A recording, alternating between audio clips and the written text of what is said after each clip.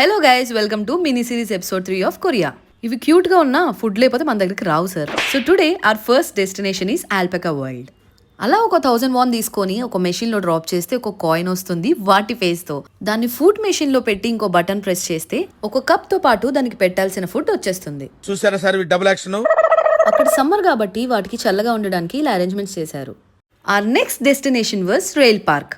నాకు మామూలుగానే train journeys అంటే చాలా ఇష్టం. So I was so excited.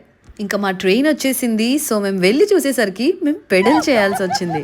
అలా ట్రాక్ పైన మేము సైక్లింగ్ చేస్తూ వెళ్తున్నప్పుడు చూసిన వ్యూస్ అయితే నేను లైఫ్లో మర్చిపోలేను. ఎంత బాగుండేనో అసలు. మీరు కొరియా వెళ్తే మాత్రం ఇది అస్సలు మిస్ అవ్వద్దు. ఇది సరిపోదన్నట్టు మేము టనల్లోకి ఎంటర్ అయిన ప్రతిసారి మాకు ఒక సర్ప్రైజ్ ఉండింది. ఈ ఎక్స్పీరియన్స్ అయితే నేను మీకు మాటల్లో చెప్పలేను. It was truly magical. So ఒక హాఫ్ అన్ అవర్ జర్నీ తర్వాత మేము నెక్స్ట్ స్టేషన్కి రీచ్ అయిపోయాం. ఇక్కడ మాకు కొంచెం టైం దొరికింది టు ఎక్స్ప్లోర్ దాట్ ప్లేస్.